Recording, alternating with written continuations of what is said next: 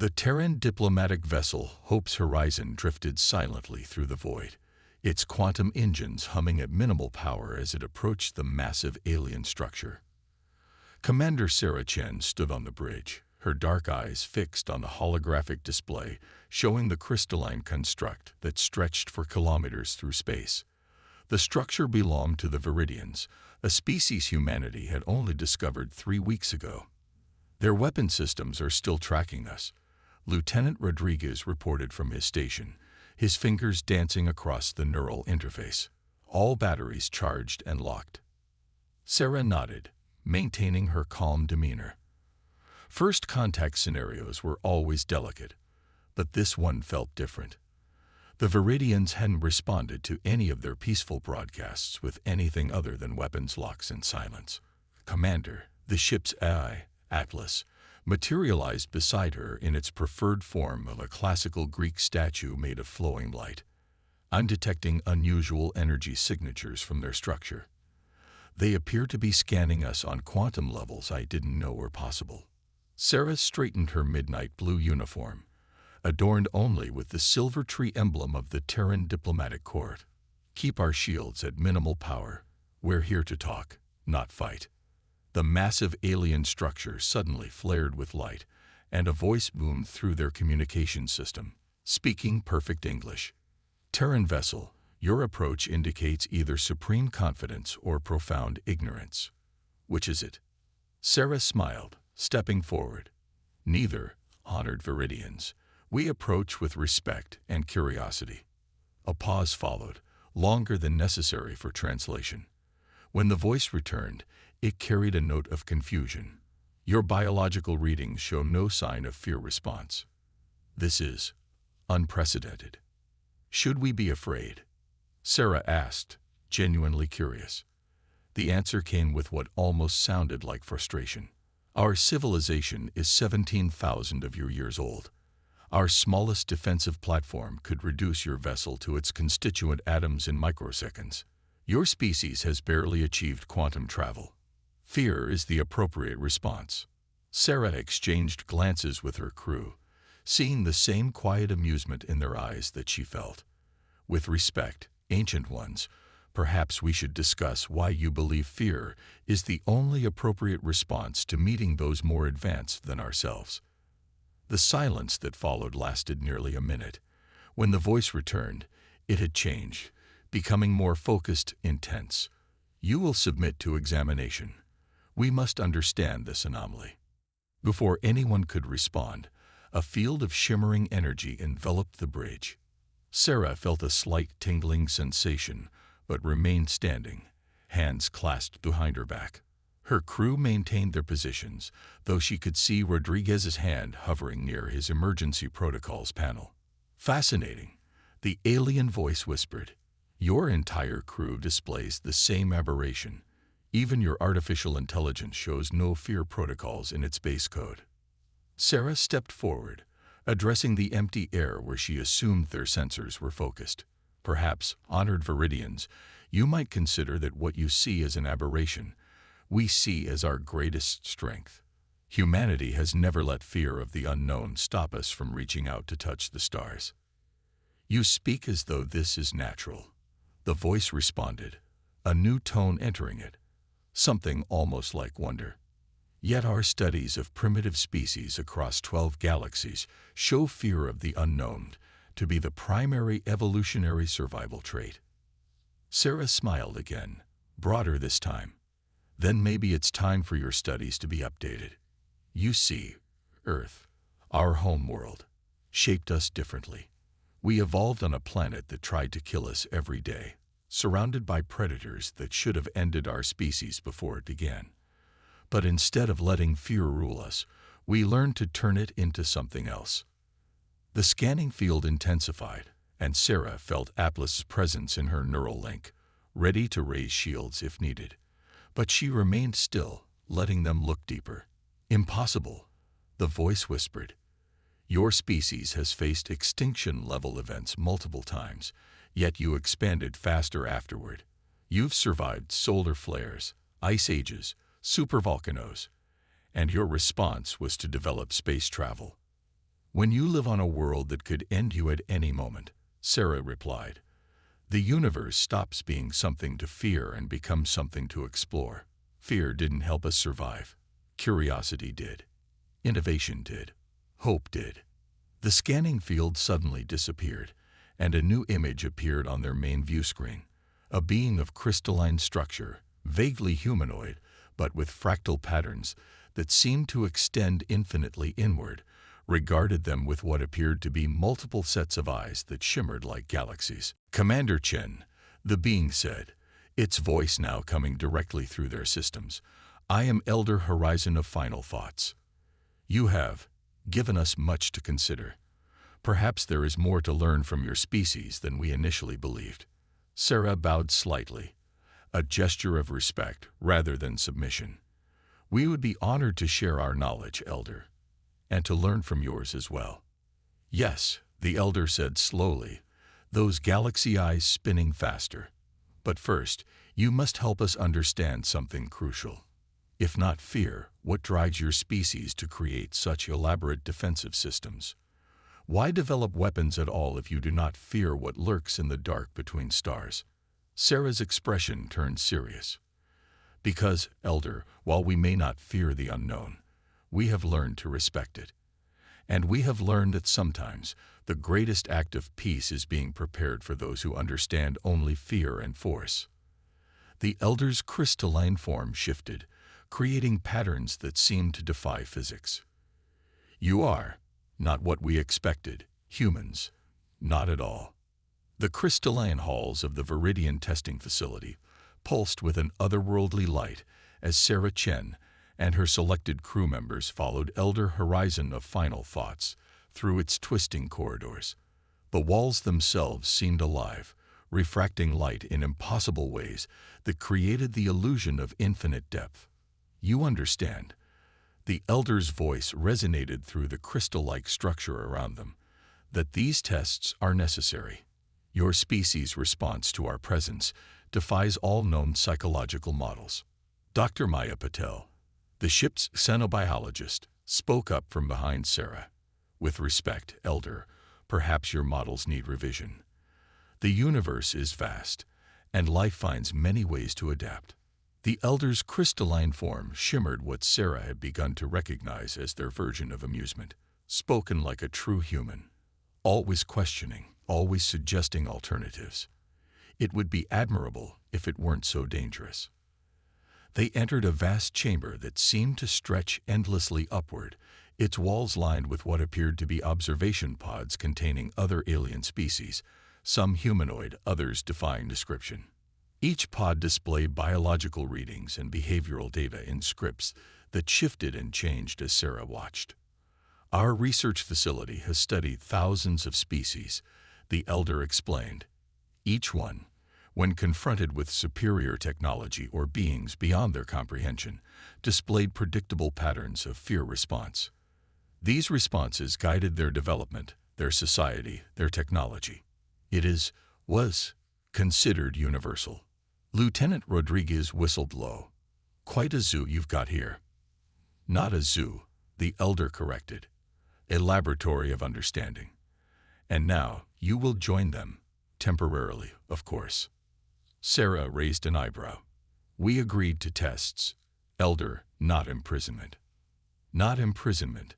The Elder's form pulsed with what might have been excitement. Challenge. We have designed a series of scenarios based on our accumulated knowledge of what induces maximum fear response in sentient beings.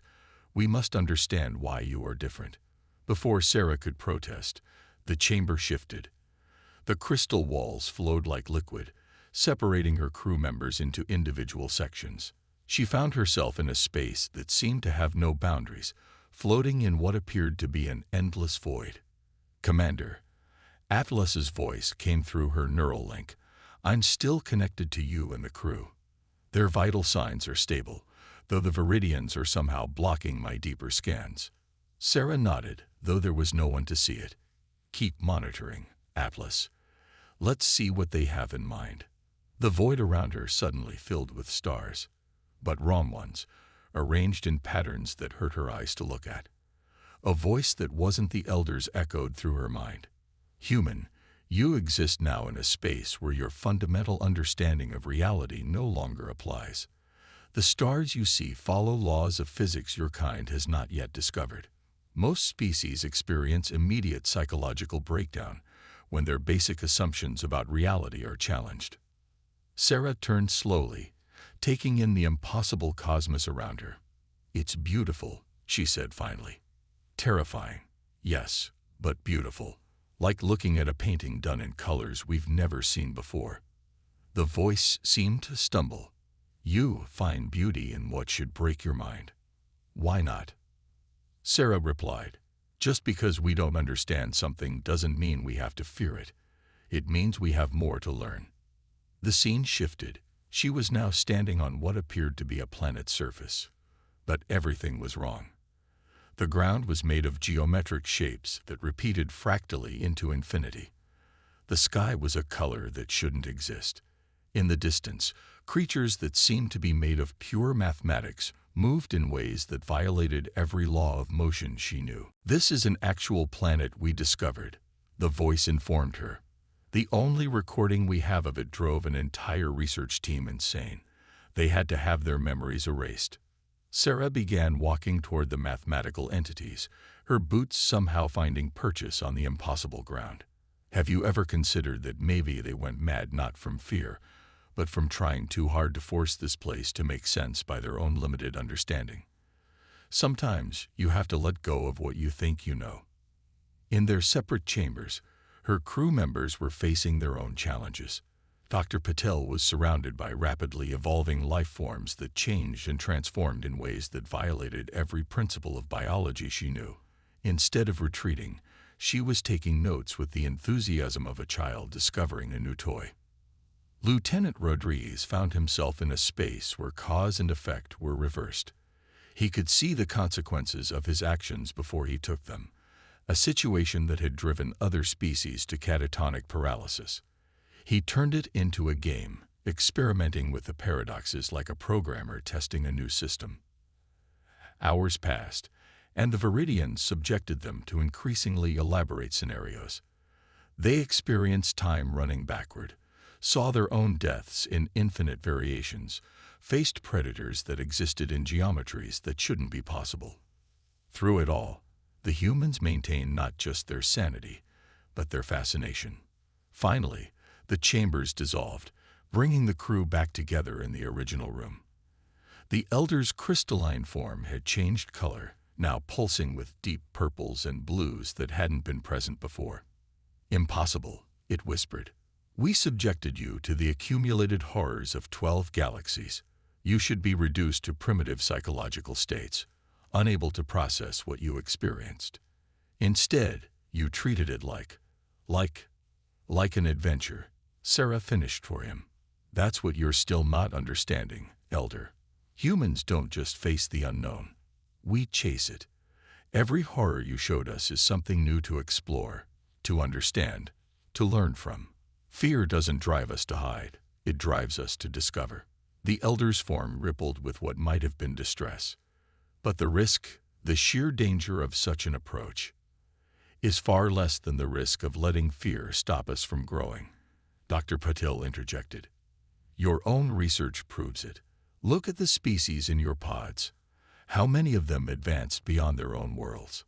How many reached for the stars not because they had to, but because they chose to?"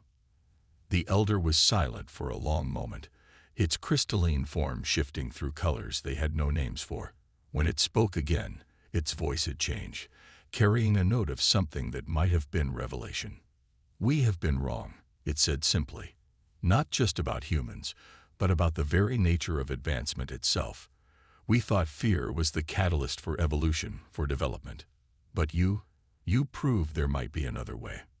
The grand archive chamber of the Viridian Research Station hummed with energy as historical records from Earth projected themselves in four-dimensional displays around the gathered crew.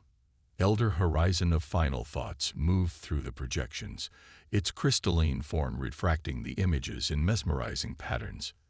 "Your history," the Elder said, pausing at a display showing early human cave paintings, It defies conventional evolutionary logic.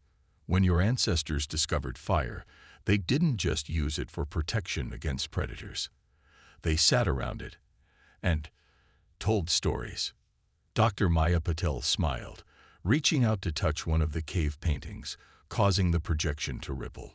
Fire meant safety, yes, but it also meant community. When humans felt secure, we didn't rest. We created. We imagined. We looked up at the stars and dreamed of reaching them. The Elder's form shifted to what they now recognized as its questioning configuration. But the predators were still there. The dangers remained constant. Our studies show that species under such pressure typically develop purely defensive technologies. Lieutenant Rodriguez laughed. That's the difference, isn't it? We didn't just develop spears to defend ourselves. We developed spears to hunt the predators. We saw threats as challenges to overcome, not just survive. The projections shifted, racing through human history. The Elders stopped at various points. The first ocean-going vessels, the Wright brothers' flight, the moon landing. Each image seemed to puzzle the crystalline being more. You ventured onto vast oceans in wooden vessels that could barely float, it marveled. You flew in machines that had barely a 50% survival rate. You left your planet with computers less powerful than what your species now uses to play games. Why? Commander Chen stepped forward, her expression thoughtful. Because we had to know what was out there. Every horizon was a question we needed to answer. Every impossible thing was just something we hadn't figured out yet. The displays shifted again, showing moments of human triumph and disaster. The Challenger explosion, the Mars colony crisis, the deep space incident. The Elder's form darkened. Even failure didn't stop you, it observed. After each disaster, your species pushed harder, reached further. Our predictive models would have suggested a retreat, a focus on safety. That's because your models are based on fear as a limiting factor. Atlas contributed, its holographic form integrating seamlessly with the historical displays. Human psychology tends to process fear as a challenge rather than a warning. The Elder moved to a new display, this one showing the first contact between humans and another alien species, the peaceful Arcturians. Even here, you defied prediction. The Arcturians were prepared for decades of careful, cautious diplomatic exchange. Instead, within 5 years, humans and Arcturians were collaborating on joint space exploration missions. Sarah smiled at the memory. The Arcturians thought we were reckless at first. Now they're some of our closest allies. They learned, as you're learning, that human recklessness often looks like courage from another angle. The projections suddenly consolidated into a single massive display showing Earth from orbit. The Elder's form expanded, creating a crystalline lattice that surrounded the image. We have been studying your planet's characteristics more closely, it announced. Your world. It is remarkably hostile by galactic standards. Constant tectonic activity, extreme weather variations, aggressive biodiversity, regular extinction-level events.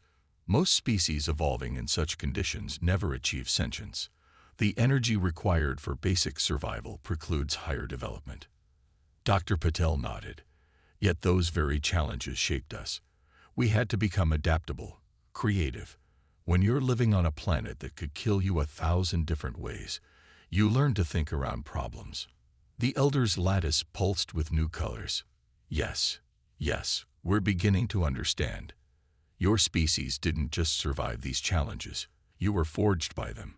Each crisis forced adaptation, not just physically but mentally. Your very consciousness evolved around problem-solving rather than threat avoidance. The displays shifted again, now showing human scientific achievements.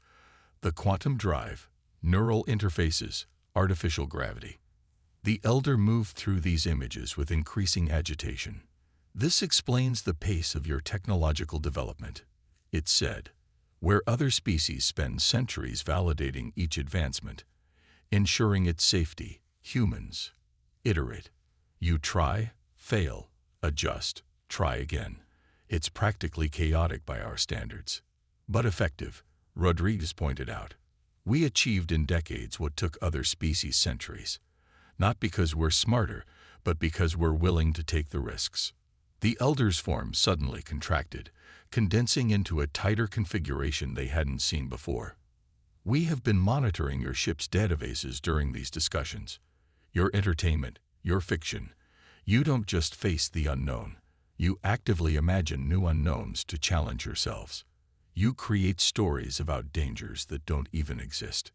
Sarah laughed. Science fiction today, science fact tomorrow. Half our current technology started as someone's wild imagination. And this, the Elder's voice carried a new tone. Something like awe.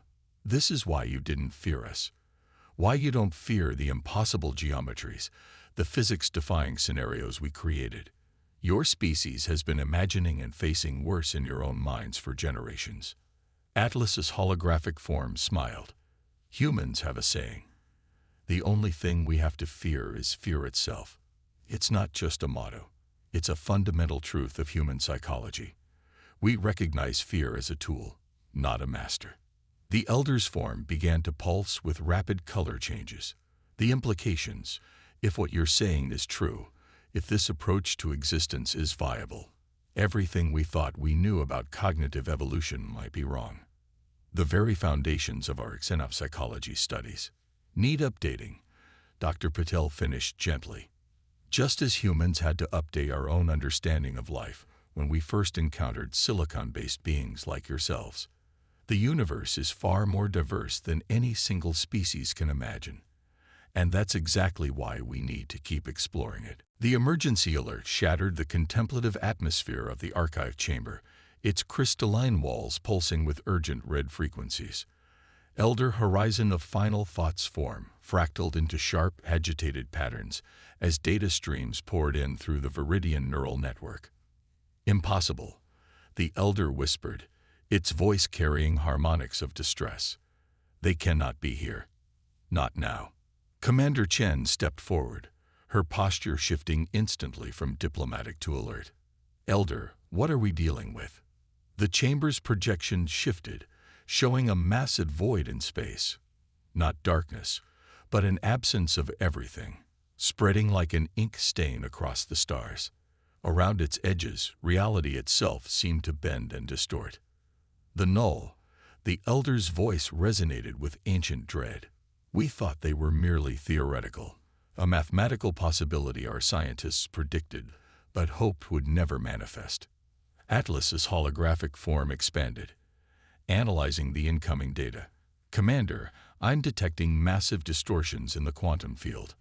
Whatever this phenomenon is, it's not just consuming matter. It's erasing the very laws of physics around it. The null represent entropy given consciousness, the Elder explained, its crystalline form darkening. They exist in the spaces between realities, feeding on the fundamental forces that hold existence together. We've detected their theoretical signatures before, but never so close, never so active. Dr. Patel's eyes widened as she studied the readings. They're not just active, they're purposeful. These patterns show intelligence, strategy.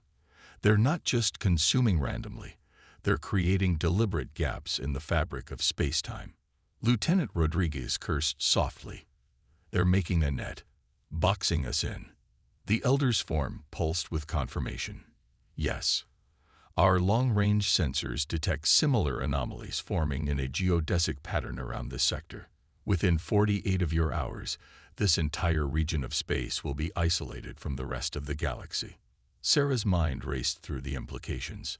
How many inhabited systems in the affected zone? 17, Atlas reported promptly, including 3 pre-spaceflight civilizations and the main Viridian homeworld.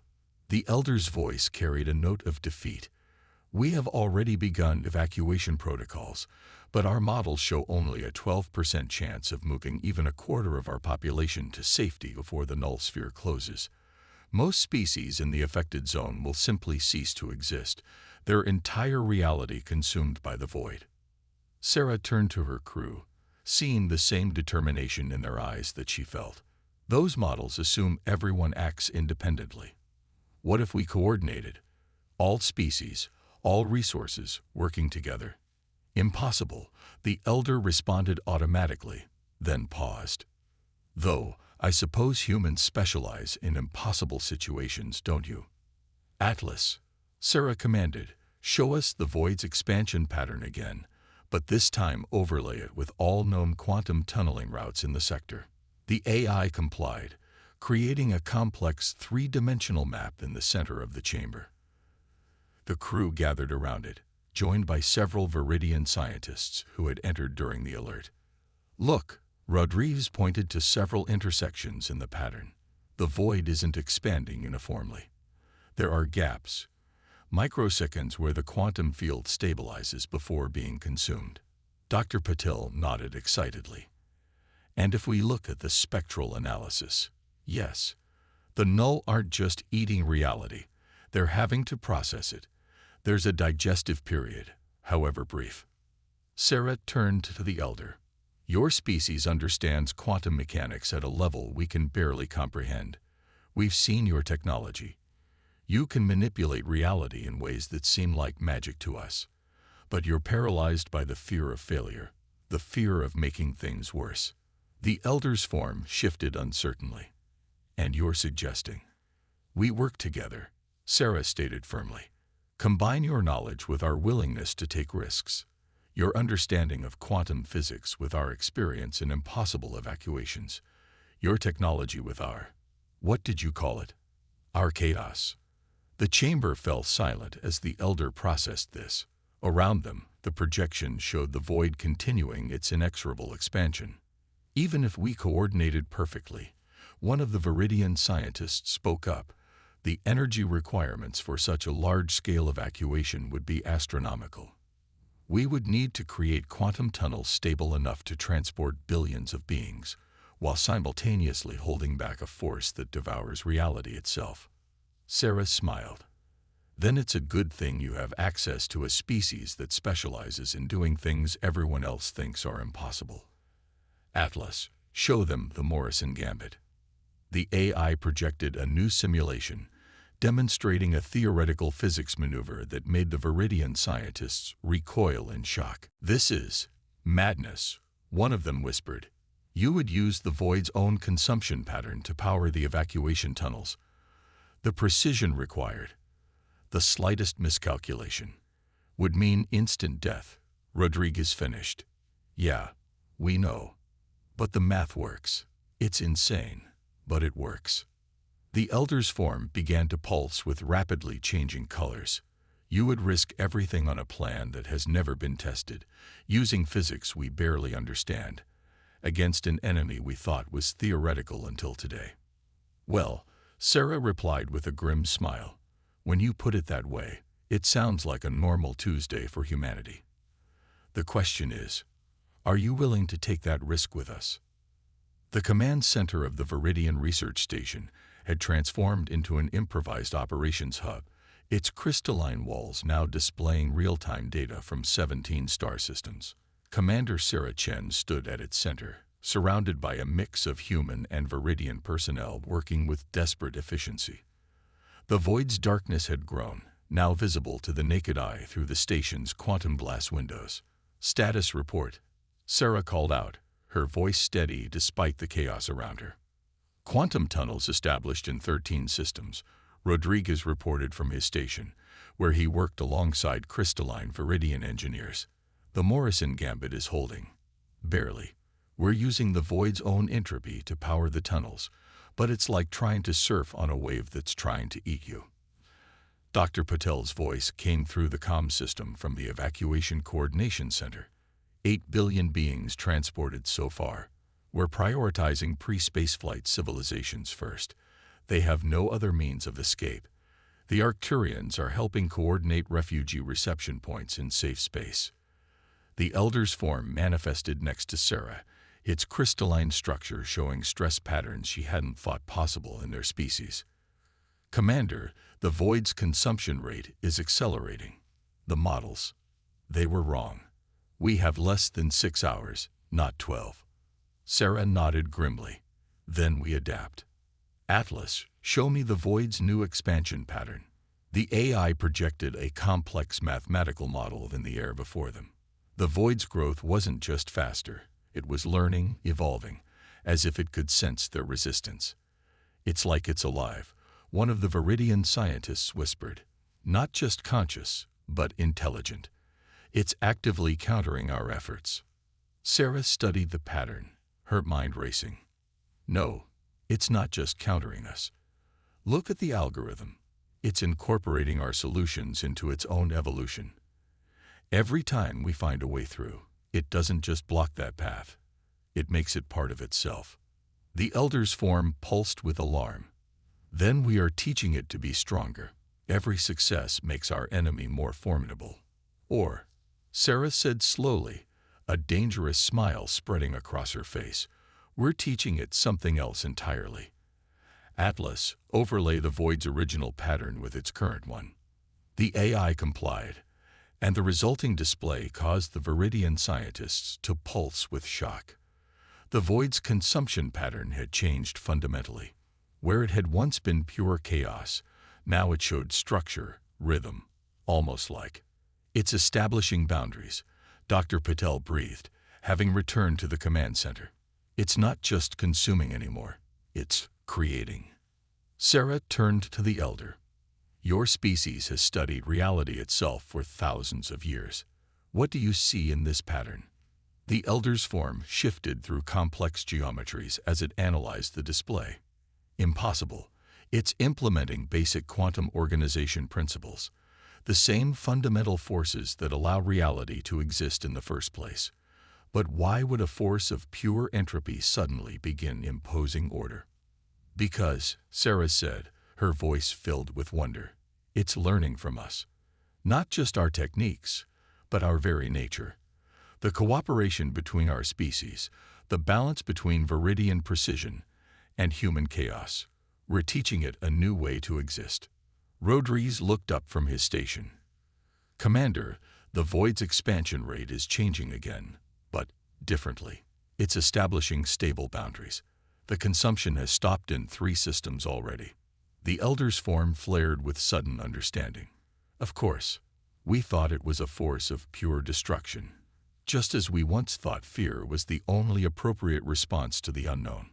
But even entropy, it seems, can evolve when exposed to something new." Sarah watched as the tactical displays updated, showing the void's new pattern. Where there had been chaotic consumption, now there were defined edges, stable regions where reality interfaced with non-reality in complex but sustainable ways. "We didn't just save the threatened systems," Dr. Patel said quietly. "We may have just witnessed, and helped create, an entirely new form of existence." The elder turned to Sarah, its form now pulsing with colors they'd never seen before. "Your species continues to defy every model, every expectation. When faced with an unstoppable force of destruction, you didn't just fight it or flee from it. You taught it another way to be." Sarah smiled, watching as the last refugee ships passed through the quantum tunnels to safety. "That's the thing about humans, Elder. We've never been satisfied with accepting reality as it is. We're always looking for ways to make it better, even when it turns out to be a reality-devouring void."